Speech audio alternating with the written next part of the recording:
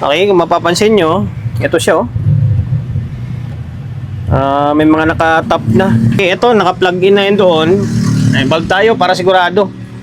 Okay, ngayon, switch on. Okay, bulb natin. Hindi nag-short. Kaso parang umiilaw oh. Umiilaw. Okay.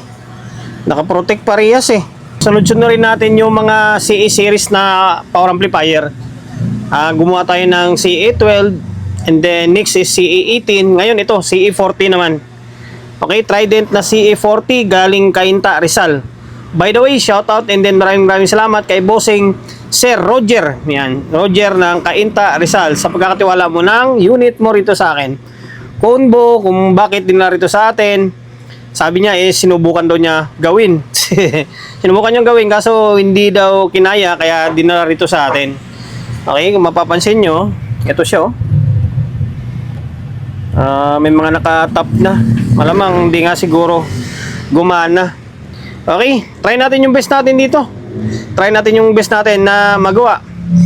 Ano ba, ipa-plug pa ba natin to? Sige nga, try natin i-plug in. Okay, bali ito, naka-plug in na yun doon. Ay, bulb tayo para sigurado. Okay, ngayon, switch on. Okay, bulb natin. Hindi nag-short. Kaso parang umiilaw oh. Umiilaw. Okay. Naka-protect parehas eh. Naka-protect parehas. Dalawang channel oh. Meaning, dalawang channel talaga yung babanatan natin dito. Okay. Saan yung unang gawin natin? Pares din naman natin gagawin to eh kasi pares naka-protect. Okay. Kalasin natin yung mga board. Kinalas ko na yung board ng channel 1. Ito, napansin ko pala. Kinalas pala ni bossing itong power supply oh. Kaya nakaangat siya. Para may problema sa power supply oh. Yan. I-troubleshoot ko muna itong board. Tapos, balikan natin itong power supply. Baka sa power supply may problema din. Although, dito muna tayo. Fuse. Tingnan natin kung gumagana yung fuse. Okay. Okay, goods naman siya. Hindi pa siya open. Okay, goods naman. Tapos itong diode. Okay, goods. Walang shorted. Tapos dito. Okay, goods din. Tapos, meron ako napansin dito eh. Itong Zener diode, mukhang pinalitan. Hindi ko alam kung tama yung pinalit dyan. Basta ang dami ni bossing na ang dami niyang ginalaw dito. Tapos itong 15032 and then 15033 parang pinalitan din. Eto, tingnan natin, check natin. Okay. Pumalo. Dapat dito, reverse nito, dapat wala to. Meron siya oh. Dapat wala to eh. Sa kabila, dapat forward lang, wala siyang reverse. Dapat ganyan siya oh. Meaning may problema dito sa side na to. Check natin tong 5401 na transistor ah. Okay. Ito may shorted oh. Sira itong kwan. Dapat ganito siya oh. Ba hindi siya gagalaw. Mukhang may sira ito dito. Ngayon check ko itong 5401, tingnan natin kung sira. Tapos check ko itong, double check ko itong mga op amp nya kung may mga na-open na resistor. Yung mga CE series na amplifier, magkakawig lang yung pinaka-amplifier stage nya. Okay? Nakalas ko na yung 551 and then 5401. Bali, yung 551 dito, kinalas ko na lang din. Kinalas ko na din, palitan ko na lang din yan. Tapos itong 5401, shorted. Pan talaga siya. Yung confirm na shorted, ito 551 to. Buo ito. Pero palitan ko na lang din para pares bago. Ito short ito. 5401. Makakaya sa tester na hindi ko siya hawakan. Sige, try ko. Dapat walang hindi gagalaw tong gilid eh. Ayan oh, shorted siya oh. Di ba?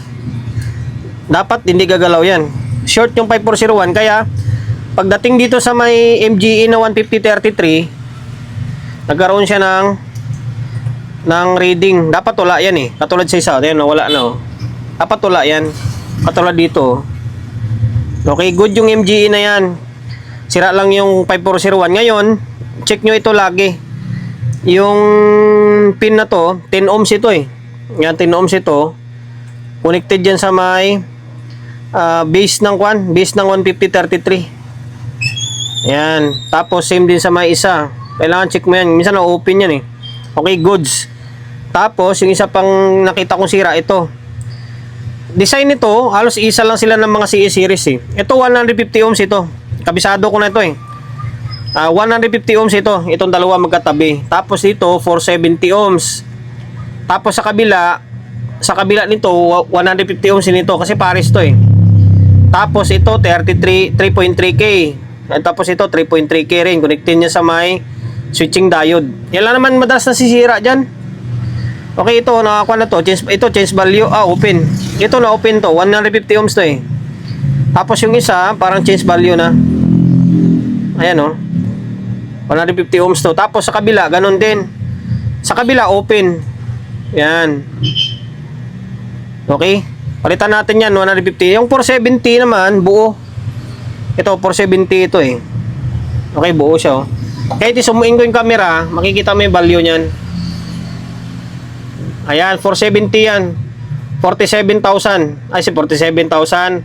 470 meaning yan sa may SMD. Okay, dito, nasunog to eh. Hindi mo na alam kung anong value nito. Sana yun? Hindi mo na alam value. Hindi mo na makita kung anong numero nakasulat. Okay, sa tingin ko yan lang naman ang problema. Ngayon, palitan ko tong 150. Tapos yung 5401, 551, palitan natin. Okay?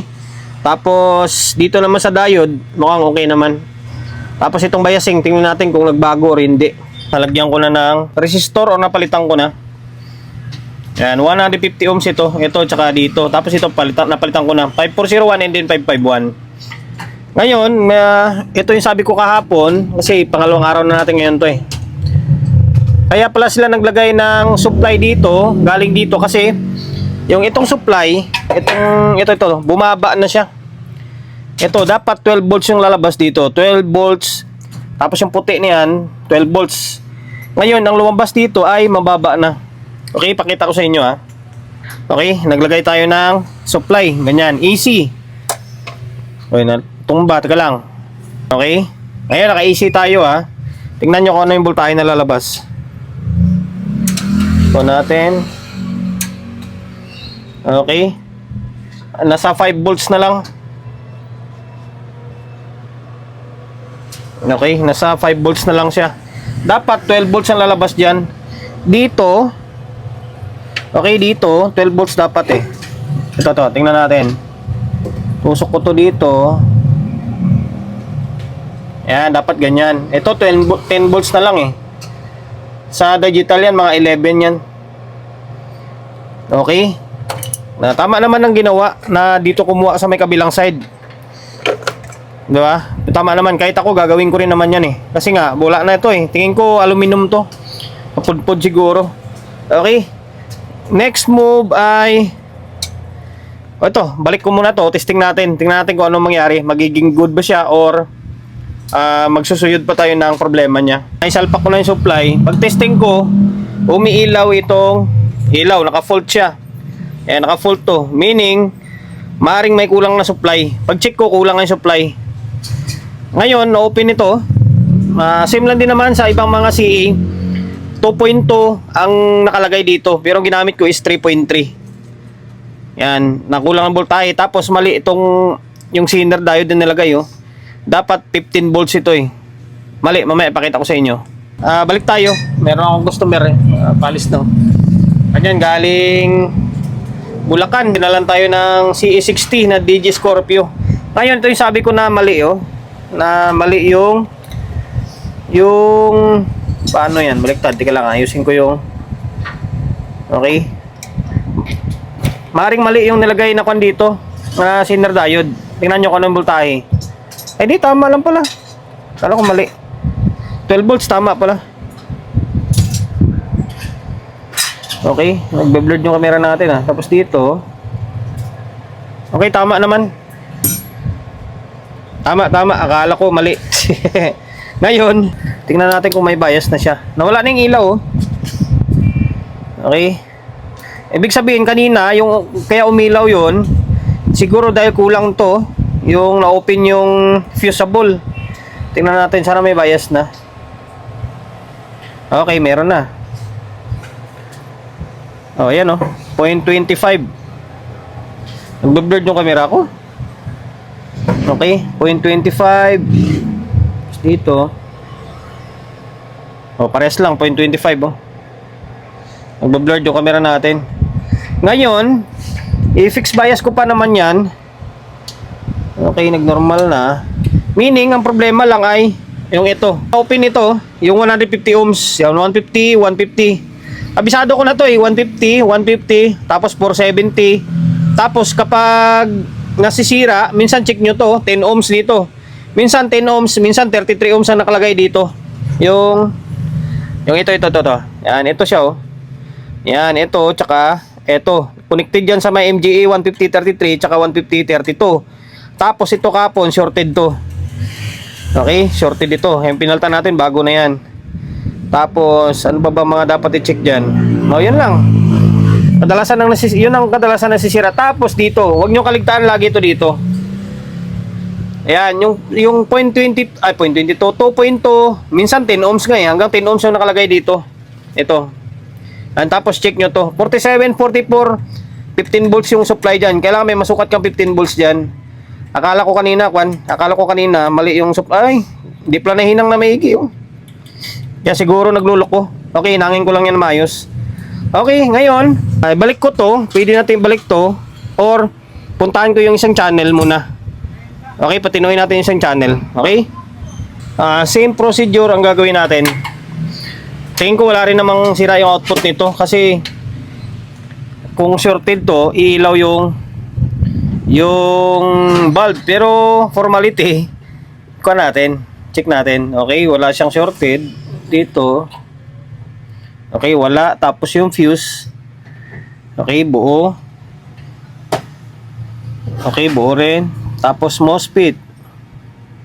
Okay, hindi rin siya shorted. Okay, sa kabilang side. Ay, dito. May shorted dito. Parang shorted to ah. Natin tester natin. Ah, hindi. Kala ko short, buo siya. Buo. Mataas lang yung galaw ng tester. Okay. Ngayon, sabi ko kanina, same procedure ang gagawin natin. Ito pa rin yung i-check natin. Yung 150. Kasi madalas nasisira to dito. Eto, 150 ohms ito. Ito, pansinin nyo. Yan, 1500. 1500. Ibig sabihin, 150 ohms yan. Ito, 470. Tapos, ito pang i-check mo. Yan yung sunog na to. 150 ohms din ito. Okay. Ngayon, testerin natin. Ito, 150. Okay, mukhang kwan siya. No, dapat ganyan yung reading ng tester, oh. Parang na-open na siya. Nag-change value. Okay, isa. Tapos ito, pangalawa. Mukhang kwan siya. Ayusin natin tester natin. Okay.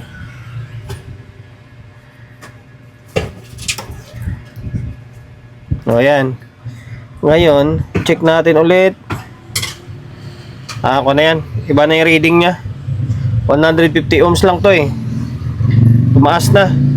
Tapos, ito. Ito, sunog to eh. Ito, 150 rin ito. O, wala na oh. Tira na yan. Okay, same procedure. Tapos, ito, 10 ohms dito or 33 ohms. Check natin. Okay, buo.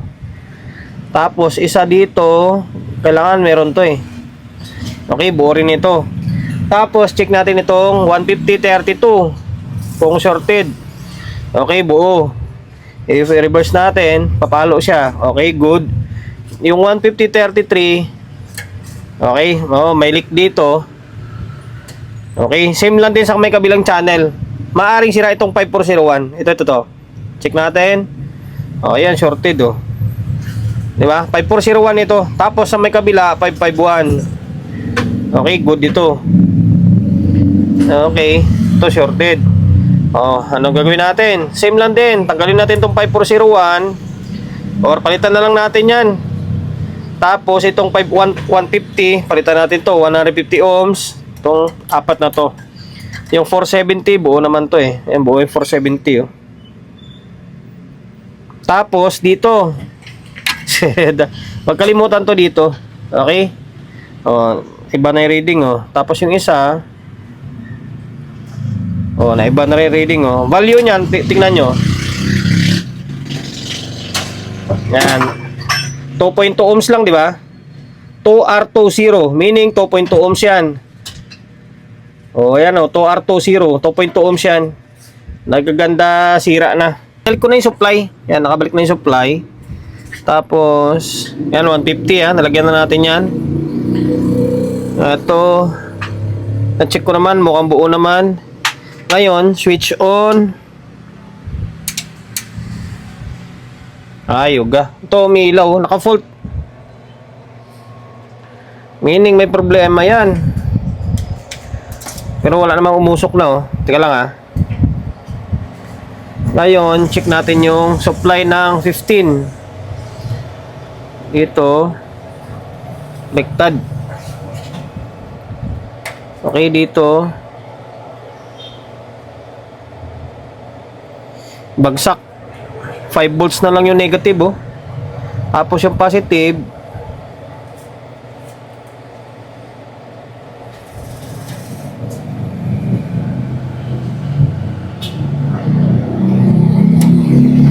bagsak yung supply oh. 5 volts na lang to. Ibig sabihin may shorted pa. Kaya lang, double check ko muna. Bagsak yung voltahe dito ah. Teka lang, bagsak. Baka mamaya sira itong 5532 na to. Double check ko muna. May shorted pa. Bagsak to yo. Try kong iangat ito. Binalik ko na lang yung 5532. Ngayon, tingnan natin kung mag-normal yung ilaw. Kung mawala yan, maaaring sira ngayong 5532. Tapos sukatan natin to dito. Okay? Kailangan may 15 siya. Okay, hindi na umilaw. Sukat tayo ng voltahe. Importante may 15 volts lagi dito. Kapag ganyan yan na wala siyang IC, wala rin siyang bias. Pati pala ito, sira din pala ito. Ninaltan ko na rin to, 551. Tapos itong IC na 5532, binaltan natin. Okay, ngayon pansinin nyo, wala na, di ba? Hindi na siya umilaw oh. Pag ganyan umiilaw, dyan lang ako nagpo-focus talaga. And then kailangan magsukat ka ng voltahe. Minsan pag kulang yan or walang voltahe, iilaw talaga siya. Ngayon, ito yung bias nya. Naka-stack pa tayo ah. Mamaya i-kuha ko yan, i-fix ko yan. O ayan oh, nasa 0.26 yung mataas no. Kailangan pumantay sa kabilang side. Okay, ayan oh. Meaning pwede na. Ngayon ang gagawin ko rito ay i-calibrate ko muna. I-calibrate natin, bagsak natin ng 0.25, 0.26 lang or 0.3 sa digital natin. I-fix bias natin ito. Okay? Phoenix bias ko na. Ayan. Value na ginamit ko ay 1.2. Ayan o, ayan. Dalawang 1.2 in series. Okay? Same lang din sila dito. Ayan, papalabas natin ito nasa around 0.3 lang ah. Dalawang 1.2 na 1.2K equivalent ng 2.4 yan. 2.4K. Okay? 2.4 ngayon. Switch on.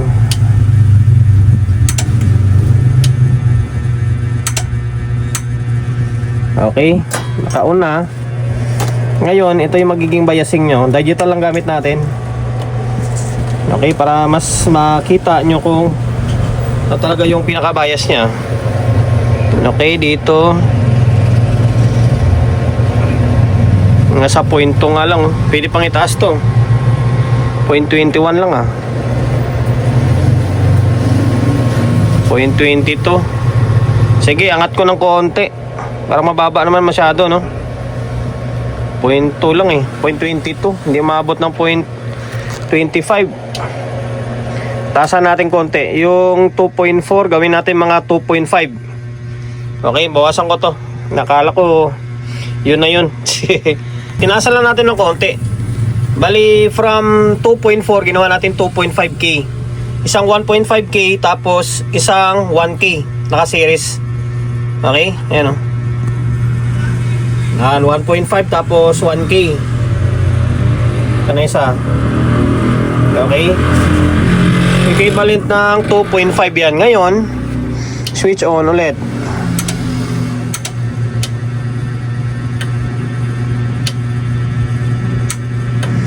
Okay, nag-on na. Ngayon, pakita ko sa inyo, natataas siya ng konti lang, minimal lang naman. Mga 0.25 lang target natin. Para hindi siya ganun kainit. O, ayan o. Diba? Kulang-kulang 0.3 na yan. Kasunod niyan 0.3 na yan. Ito 0.26 nga to. Mataas-taas pa naman yan eh. Okay. Ano, 0.26 na nga siya oh. Okay. Okay na. 2.5K ang gamit natin ha. 2.5K. Ngayon, balik ko tong dalawang board. Tapos tingnan natin kung may audio na. Sana magkaroon na ng audio. Problema pa din.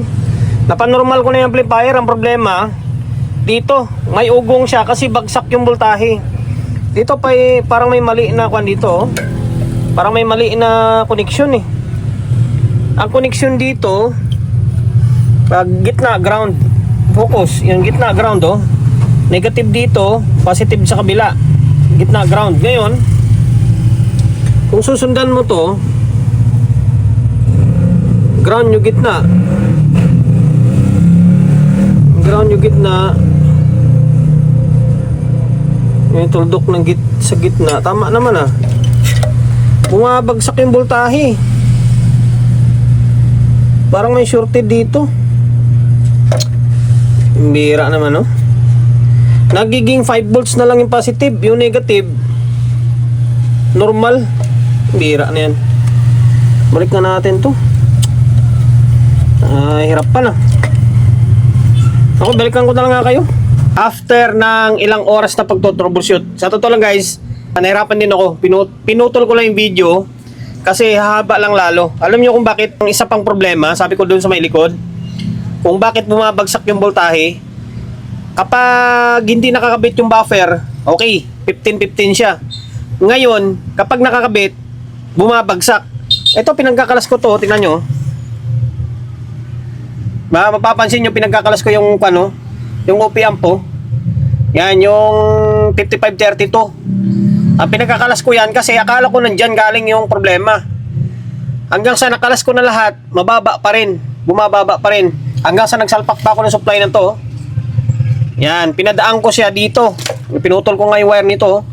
Pinadaan ko, ganun pa rin. Sabi ko, ibig sabihin, hindi na problema dito. Andun talaga sa may regulator. Ngayon, ito ang problema. 7815. Pambihira, oh. 7815, sira yung regulator. Pinalitan ko yan. Ito to, tingnan, pansinin yung isa, oh. Yan, nalagyan ko lang nga ng heatsink, oh. Yan, 7815. Pasensya na kayo, kung hindi ko na ipakita kasi kahit ako, hirap na hirap din ako eh.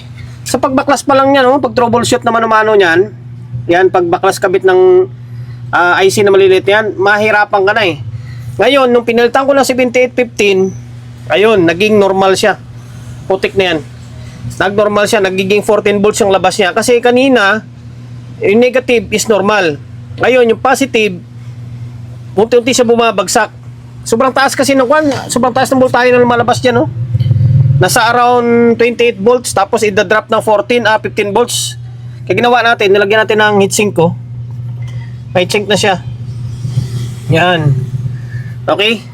Bira na yan. Kaya po, nagtataka ako, okay na, normal na yung tulog niya. Kaso may humming. Mugong siya, marinig mo talaga. Gagana siya kasi nga may voltahe na mapasok mga nasa around 5 volts eh. 5 volts positive, 14 volts negative. Gagana pa rin siya. Ang problema, may ugong yung amplifier. Or yung speaker may ugong. Pambihira na yan. Ngayon, ay naka 220 pala ako Yan, naka 220 ano. Wala na laman yung bulb natin. Itong bulb ko na itong isa, hindi na gumagana to eh. Isang bulb na lang yung nakakabit oh. Okay. Ngayon, naka normal na siya.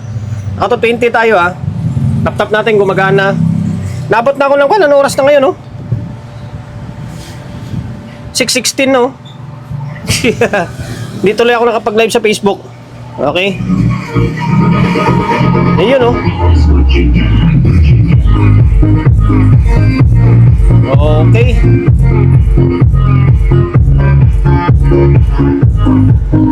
Ang daming sira nito sa totoo lang guys. Kaya siguro binaklas din nila to kasi nagto-troubleshoot din sila eh. Siguro ginagawa nila ni bossing ng paraan. Talagang yun nga, ubusan ng diskarte talaga sa totoo lang.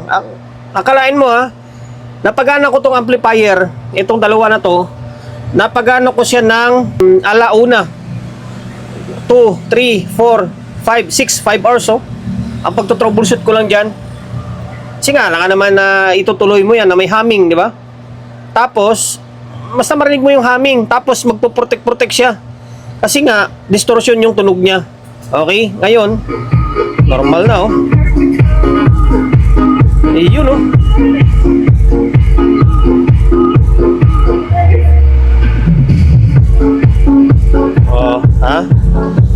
Okay na yan.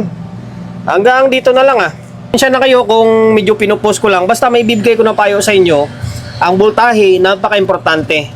Kung 15 volts, kailangan 15 volts positive, 15 volts negative. Hindi pwedeng tabingi siya or wala yung isa. Yan ang pinaka-importante dyan. Okay, kaya double check nyo. Regulator diode na 7815 and then 7915. Kung medyo alanganin kayo or nagdududa kayo, palitan nyo na. Replace agad para sigurado. Minsan kasi gumagana siya pero nagmamalfunction. Kaya much better ang palitan. Okay, yan, sundan nyo na lang yung video natin dito kung paano yung proseso ng paggagawa natin. Okay, Trident na CA40. Sana nakapagbigay idea tayo sa mga kapwa natin technician na medyo bago-baguhan pa lang. Take note baguhan lang. Okay?